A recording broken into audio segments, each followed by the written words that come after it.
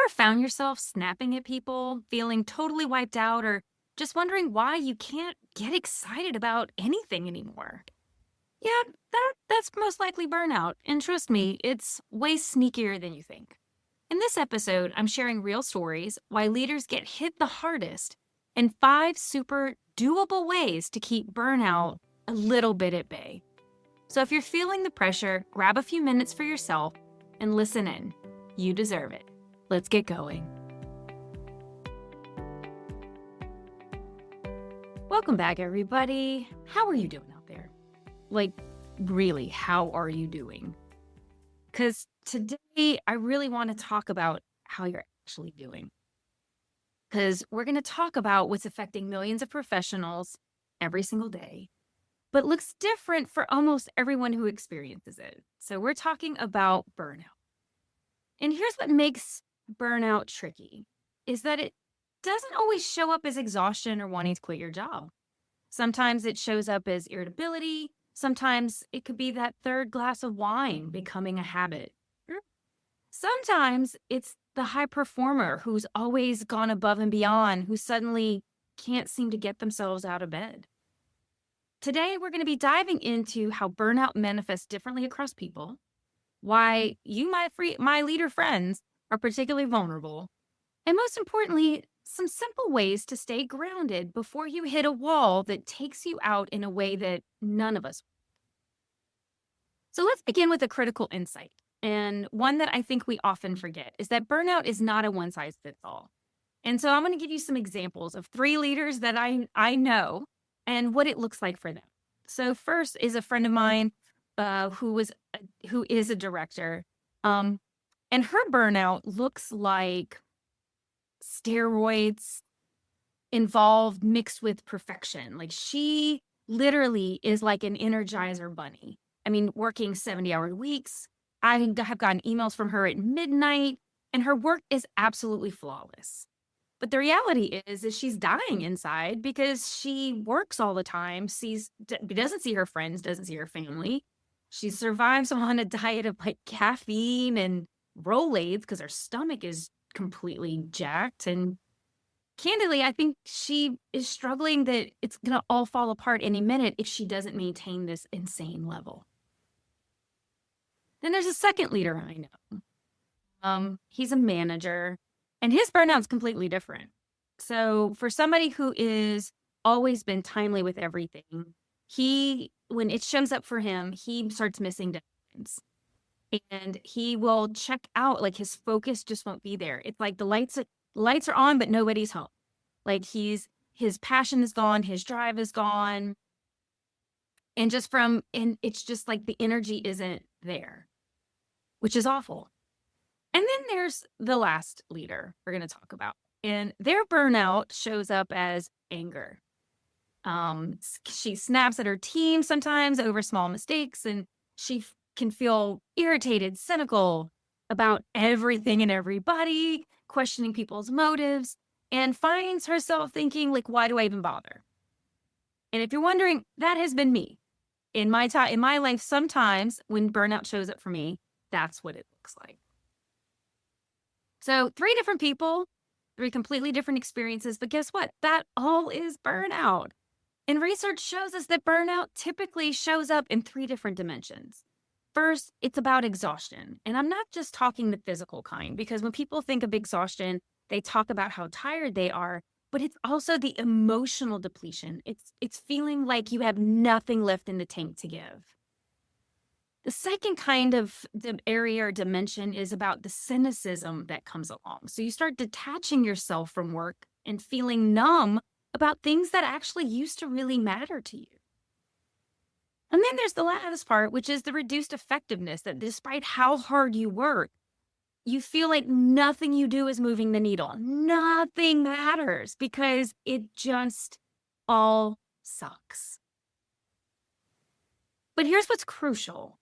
And these show up differently depending on your personality, your role, your coping mechanisms. And I'll even go so far to say it can show up differently depending on the circumstances, where you are in your life. Because how burnout has shown up for me has shifted sometimes and has looked differently given different circumstances. But we do know that based on your personality, that there are some trends. So for instance, overachievers are going to push harder and appear more successful while burning out internally. Because they overachieve, they cannot let that that they can't let their levels drop. A people pleaser is going to say yes to everything while inside dying of resentment of everyone around. And the perfectionist might actually become paralyzed, unable to complete basic tasks because they feel nothing is ever good enough or meets the standard that they used to have. Some people withdraw, others are workaholics. Some develop physical symptoms like headaches, digestive issues, insomnia. I know I did. Like one time when I got incredibly burnout, it manifested. I had skin issues. Like it literally showed up externally. Like you can't hide it then. And other people don't get that they're burnt out until something really bad happens, like panic attacks or heart attacks or strokes, because there's so much physical pressure going on. So the takeaway here is I want us to stop waiting for burnout to look like what you think it's going to work, what you think it's going to look like, or what it should look like. And I want us to get really clear on paying attention to our personal patterns, our personal symptoms, our mood, and what our relationship with work is looking like and how it's shifting. Right? So this isn't about anybody else. It's about focusing on you. And I want to talk a bit for a moment about why leaders are particularly vulnerable to burnout. And I know it's not to say that other people can't, but there's something special and unique about leaders that I feel is necessary to call out. First, it's emotional labor. As leaders, you are not just managing tasks. If you're really a good leader, you're also really managing people's emotions, conflicts, anxieties, aspirations. You're the one that's delivering all the bad news. That reduction in force, it's you. The cut in budgets, that's you. You're not getting that promotion that we thought we could give you this year until hopefully next year if everything gets better. That's you. You're absorbing your team's stress while expected to project calm and confidence. And this takes an enormous amount of energy. And it's often invisible because no one recognizes it or even knows it exists unless you are also in a leadership position. Now, granted, I can hear people saying, well, that's what you signed up for. Yes, but that doesn't diminish the energy that it takes to execute it well and to carry that weight. The second thing I want to talk about that is unique to leaders is the decision fatigue that comes with leadership. So leaders make hundreds of decisions a day. Sometimes they're massive, but most decisions are incredibly small and minute, and they accumulate. And I know for me, there were times when after a long, hard day of just trying to figure it all out, I would get home and it would be difficult to even think about what to eat. Like I didn't want to make one more decision because I was just empty of all energy. The third is the responsibility weight. So as leaders, when things go wrong, it is on you. When your team's engagement drops or the project doesn't come out the way you want or the organizational goals aren't met, that's on you. That is the weight you carry. And many leaders will internalize that, feeling personal responsibility for everything and everyone. Lastly, it's the loneliness factor. So the higher you go in leadership, there are fewer people you actually have that you can vent to. We talk about being vulnerable with our teams, but our teams aren't always the right people to go and unleash the stress that we have on, right? Our goal is to lead them. They're looking to you to inspire and to guide us forward. But sometimes when we have the greatest insecurities, where do we go? And let's be clear, our peers might actually be our competition. So that may not be an avenue for us, which means you become more isolated with your stress and your frustrations. And the ultimate kicker of all this is leaders become leaders because we have helper and achievement type profiles. You are there. You are a leader because you care about impact. You care about people. You are care about doing things well. And boy, can you get things done. And those same qualities are what are going to make you likely to override your own needs, push through your warning signs, and sacrifice your well-being for the greater good. And then there's also there's like this unspoken expectation that I feel like has grown a lot in the last few years, that leaders are just expected to be resilient, tireless, and most importantly, always on. And if you admit you're struggling in any of these areas, it can feel like you're being judged for not being a good leader, that maybe this isn't the right path for you. And you're not alone if you're feeling that way, because research is showing universally that managers are reporting higher burnout rates than individual contributors. And the pandemic absolutely amplified this. You know, as leaders, we were expected to do all of the above that I've just shared, while also dealing with our own burnout, dealing with our own chaos at home. And there just was never a break between the work stress and the home stress. So if you're a leader and you're feeling this way, I want to say something. I want you to listen to me very carefully. You're not weak. You're human. And I'm going to repeat that again. You are not weak. You are human. And recognizing that you aren't weak is the first step in helping us figure out how to help you move through this moment. So here's what I'm going to say. I really wish that there was some easy button that I could tell you about, or some, magic that makes burnout go away or makes life miraculously better instantly. It just simply doesn't exist. Because if it did, somebody would have already sold it and bought an island somewhere. But what we can do is focus on small actions that you can take each day to try to keep you a little more grounded and aware of what's happening with you. Because again, I want to go back to what I said. It's about noticing what's going on with you first, so we don't hit this wall and end up in a really bad place. So I'm going to share 5 different practices that are simple and genuinely effective in helping grow your self-awareness and disrupting some of your daily behaviors that can help not necessarily eliminate burnout, but help at least draw awareness to it and maybe help mitigate it a little. So let's get into the first one. So the first activity that I have suggested to people, and it does work, all of these work, but the first one is what I like to consider maybe a daily check-in. And I'm talking, this takes less than 2 minutes. You could do it in the morning, you could do it in the afternoon, you could do it in the evening, but it's 3 questions I want you to ask yourself. How am I feeling physically right now? So getting into becoming aware of your body.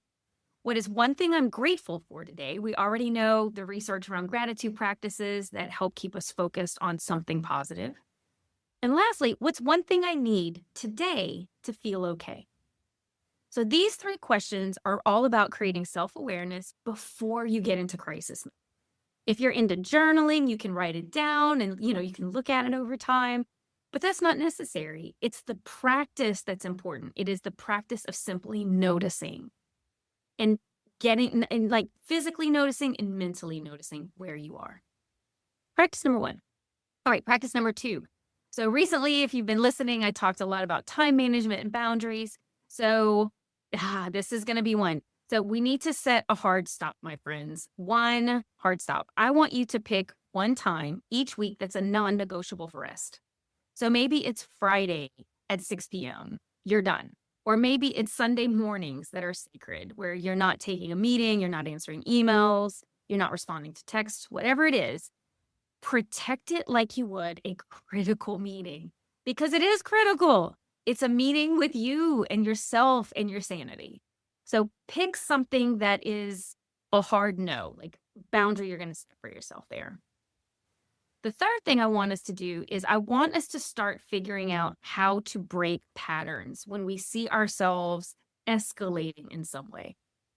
So when you notice your stress is building, or you're snapping at people more, or whatever that is, where you're kind of going downhill, how do we interrupt your pattern? So one of the easiest ways is to physically do something. Get up and move. Walk around your office. If you can get outside, take a walk around the block. Again, you're talking 5-10 minutes. Simply sometimes getting out of your office and stepping into sunlight and let sun pour on your face. It could be some other kind of sensory reset, maybe splash cold, go wash your hands in really cold water. Or one that I loved is I had keep a piece of dark chocolate that you actually take. And while you're eating it, take 3 really deep breaths. If you worked with me before, I always kept a nice glass jar of dark Dove chocolate. Now you know why. It saved me and many of my coworkers. I'm just putting it out there. Again, these are very small, but what they do is it gives you a moment to shift your nervous system out of like crisis mode into a slightly different mode. So again, small actions with big impact. The fourth activity to think about or consider is releasing one of our personal stories or one of our an expectation we have that no one else has. So you can call them the shoulds. So if you ever have caught yourself saying, "Oh, I should respond to that. I should respond immediately. Oh, I should be in every meeting for this. I should be available whenever they need me." Is that really true? So what I want you to do is think through your shoulds, pick one and let it go. Give yourself permission to be human and to not make rules for yourself that no one else has. So maybe a good should would be emails after 8 p.m. can wait till the next morning.